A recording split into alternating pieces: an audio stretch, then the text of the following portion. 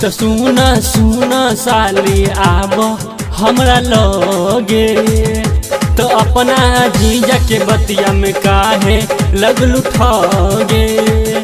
तले के आइल बानी रंगवा गुलाल हो कि दोनों गलिया लाल होई हो, कि होली में होई साली तोहर बुरा हाल हो, कि जोबन दोनों लाल होई हो।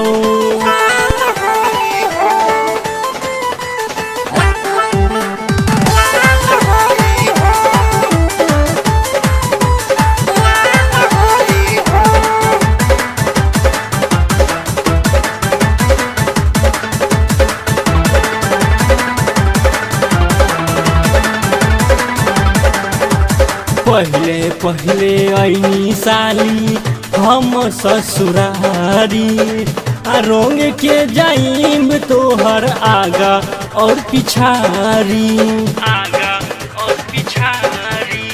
पहले पहले आईनी साली हम ससुरारी, रोंग के जाइम तोहर आगा और पिछारी। तो होली में होई साली अबरी बवाल हो, कि गलिया तोहर लाल हो जाई। तो होली में होई साली तोहर बुरा हाल हो, कि जोबन दोनों लाल हो जाई।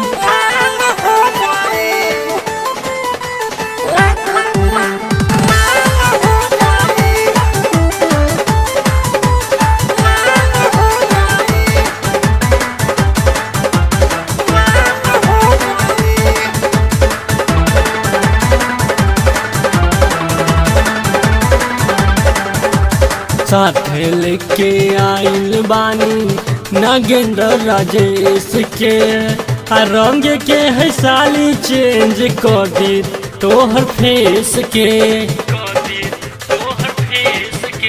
साथे लेके आइल बानी नागेंद्र राजेश के, रंग के है चेंज कर दी तोहर हई फेस के।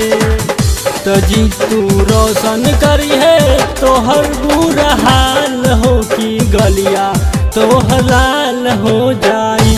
तो जी तू करी है साली तोहर बुरा हाल हो, कि गलिया तोहर